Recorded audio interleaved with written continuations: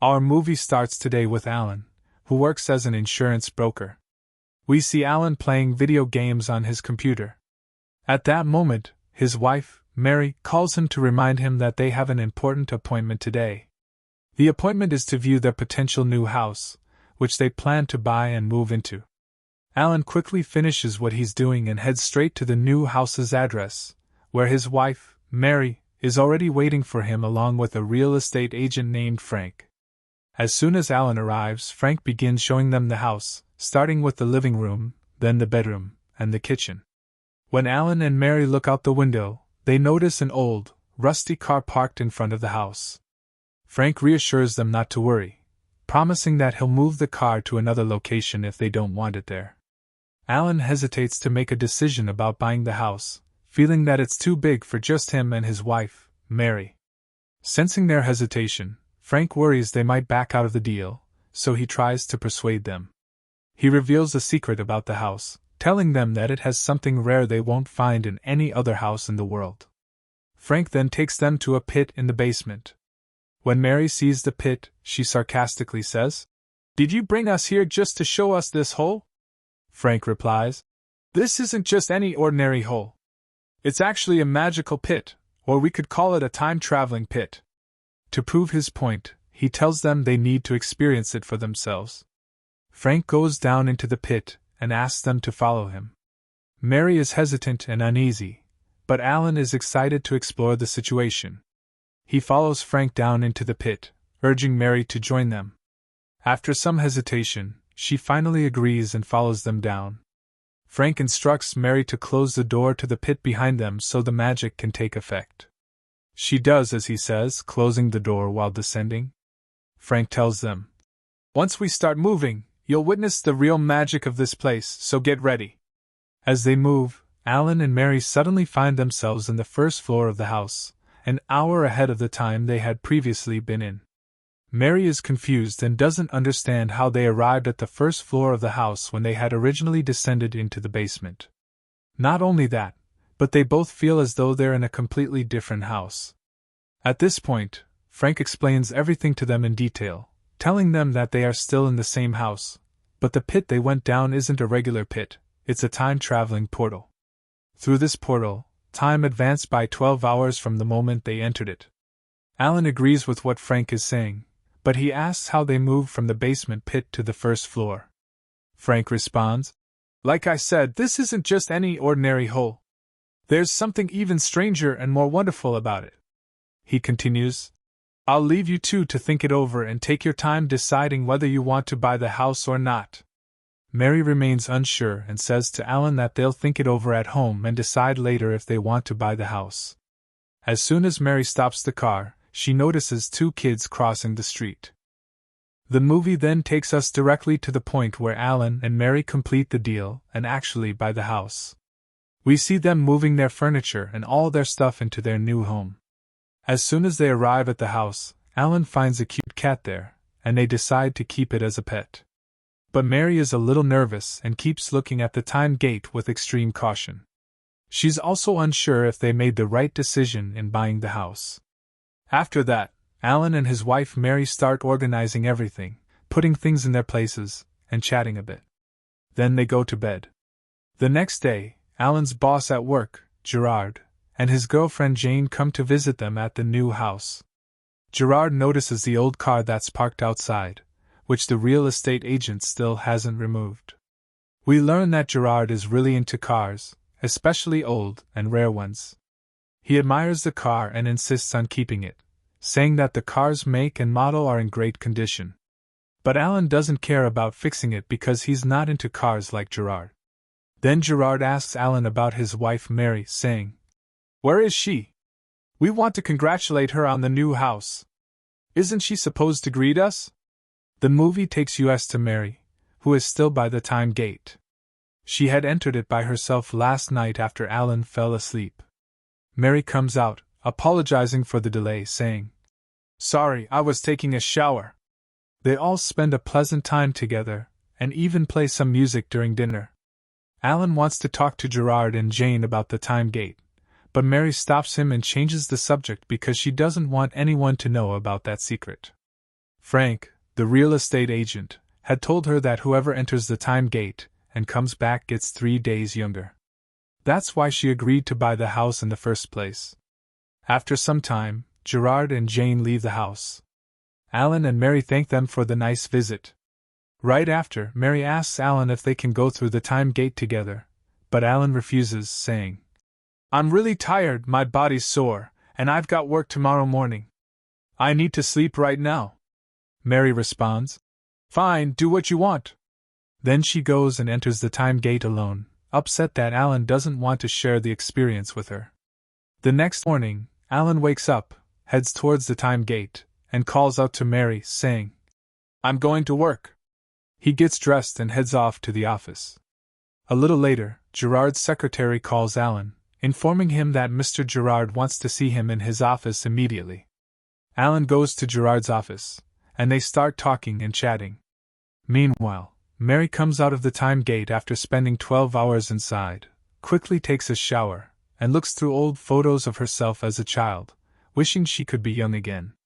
Mary even places a mirror near the time gate to check herself every time she enters and exits, seeing how much younger she's become.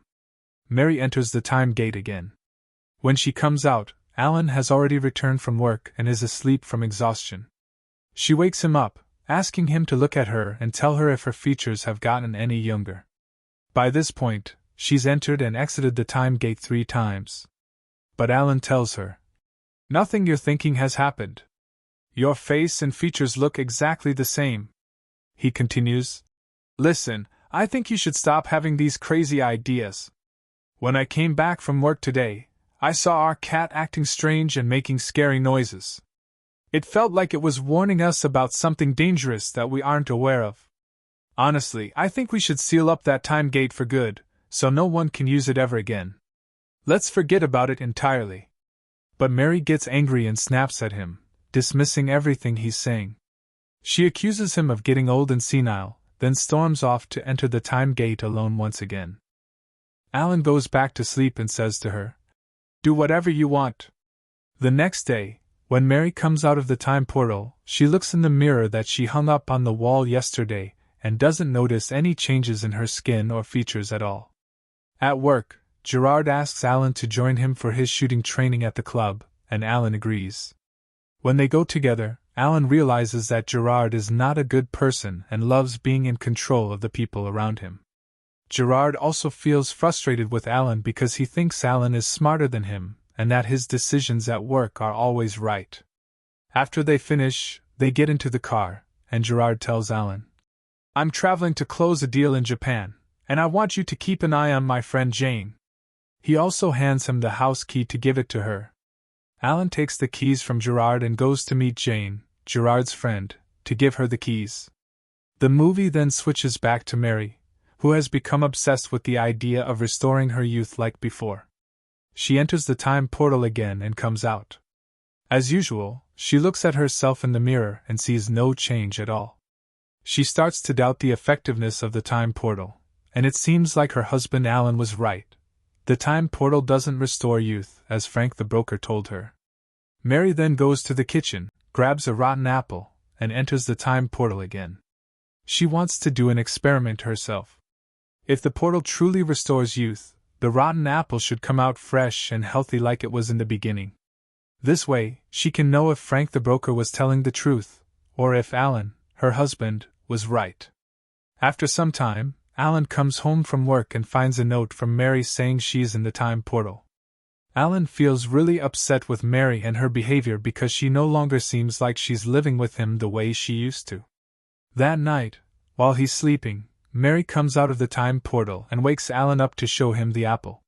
She says, "Look, when I took the apple with me into the time portal and came out with it, it came back fresh and healthy like before.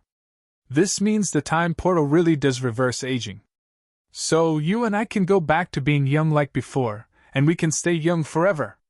She tells Alan not to tell anyone about this secret, no matter who they are. But Alan gets angry and frustrated with her obsession with the time portal.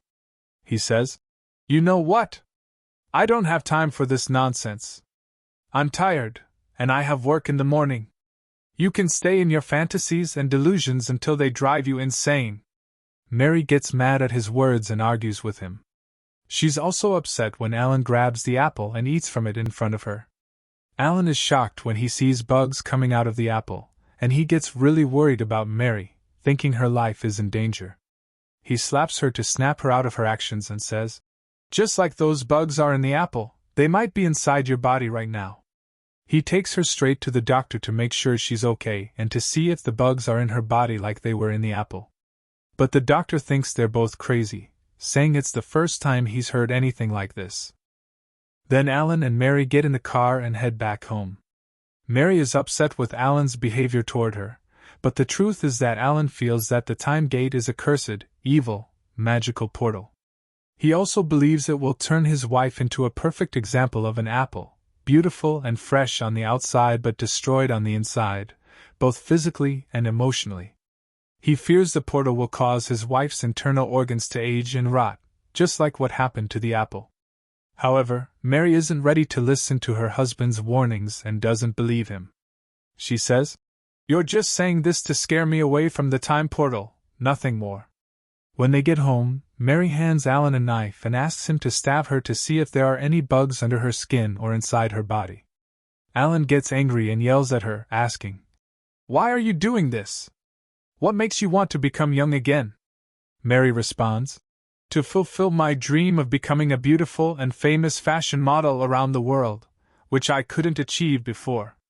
Then she goes back through the time portal and closes it behind her. Meanwhile, Gerard calls Alan and tells him that today is his girlfriend Jane's birthday, and he asks him to pick out a gift and deliver it to her on his behalf. Alan responds, "Sure thing." After that, Alan meets the real estate agent in the street and asks him, if someone goes through the time portal in the house several times, could they lose their mind or go crazy? Frank replies, "If you're feeling uncomfortable with the time portal being in the house or if it's bothering you, you can close it off entirely." Alan buys a stylish woman's wallet as a gift and goes to deliver it to Jane, Gerard's girlfriend. When he arrives at her house, he sees from a distance that Jane is with another guy, and it's obvious that he's her new lover. She's cheating on Gerard with him. As time passes, Mary's obsession and madness increase day by day, and her entire life revolves around entering and exiting the time portal. Meanwhile, Alan grows tired and frustrated with Mary's behavior and wants to seal the portal for good, but Mary refuses. When Gerard returns from his trip, he gets into a car accident and dies instantly. Years go by, and throughout that time, Mary continues entering and exiting the time portal every single day. She actually gets younger, just as she dreamed, and now she's 20 years old. She's finally achieved her dream of becoming a beautiful and famous fashion model. One day, while doing a photo shoot, a guy starts harassing her, and she decides to stop working as a model. However, she continues her obsession with the time portal. Her mental state deteriorates each day, getting worse by the minute. Alan finally decides to admit her to a mental institution. Afterward, he seals and closes the cursed time portal forever, but he's lost his wife and love, Mary, because of it. At the mental institution, Mary attempts to take her own life. She grabs a glass, breaks it, and tries to cut her wrists. When she cuts her hand, she discovers bugs crawling out of her body. She finally realizes that Alan was right all along, and that she's rotting from the inside, just like the apple he warned her about before. And that's how today's movie ends. I hope you enjoyed it. Don't forget to like and subscribe if you did.